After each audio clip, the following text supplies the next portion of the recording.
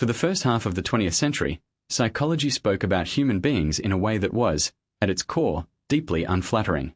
The Freudian tradition told us that we were driven by dark, irrational forces we couldn't fully control, unconscious drives, repressed conflicts, primitive sexual and aggressive energies lurking beneath a thin veneer of civilization.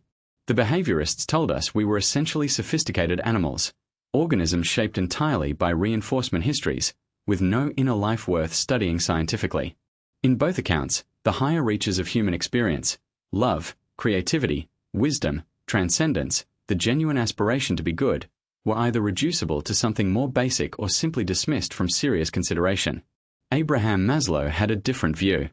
He thought both traditions had made a profound methodological error. They built their theories of human nature by studying the sick, the neurotic, the traumatized, the laboratory rat. What would a psychology look like, he asked, if it started by studying the best examples of human health and flourishing? If it looked at what people were capable of at their best, rather than their most disturbed? The answer to that question became humanistic psychology, what Maslow called the third force in psychology, positioned as an alternative to both psychoanalysis and behaviorism. Humanistic psychology took as its subject matter the full range of human experience: love, creativity, humor, autonomy, wonder, play, meaning, and the aspiration towards self-actualization. Maslow's humanistic psychology rested on a set of core assumptions that distinguished it sharply from its predecessors. First, that human beings are inherently active and growth-oriented, not passive responders to drives and stimuli. We have an inherent tendency toward development, toward becoming more of what we are capable of being. This is the actualizing tendency, the fundamental drive of all living things toward growth, integration, and self-expression. Second, that human nature is fundamentally good, or at least neutral, not fundamentally aggressive, selfish, or sinful. The cruelty and destructiveness we observe in human behavior are not expressions of our true nature but distortions produced by adverse conditions, deprivation, threat, oppressive environments.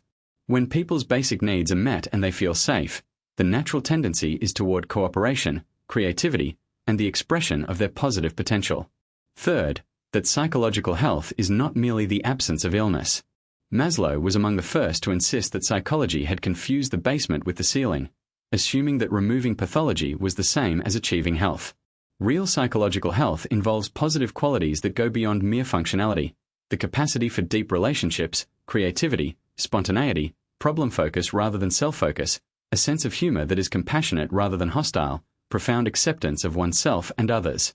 Fourth, that subjective experience, what it is like to be a person from the inside, is valid scientific data. Against the behaviorist insistence that only observable behavior counted, Maslow insisted that the inner life of the person was the primary subject matter of psychology. Maslow is best known for his hierarchy of needs, the pyramid model showing that human motivation proceeds in a rough sequence from physiological needs through safety, belonging, esteem, and finally self-actualization. This model is widely taught, often oversimplified, and has been both influential and critiqued. The key insight is that human motivation is not monolithic. We are moved by different needs at different times, and the needs that dominate depend heavily on which more basic needs have been satisfied. But Maslow himself considered the hierarchy a rough approximation, not a rigid law.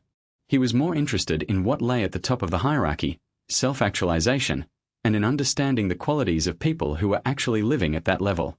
His famous studies of self-actualizing people, a group that included Abraham Lincoln, Beethoven, William James, Eleanor Roosevelt, and Einstein among historical figures, and various living individuals who met his criteria, produced a rich portrait of psychological maturity that remains one of humanistic psychology's most distinctive contributions. Maslow's vision was ultimately optimistic. Human beings are capable of far more than our pathology suggest. The study of those who have most fully realized this potential might be the most important thing psychology can do. Subscribe to Psychology. Theories explained for more psychology breakdowns every week.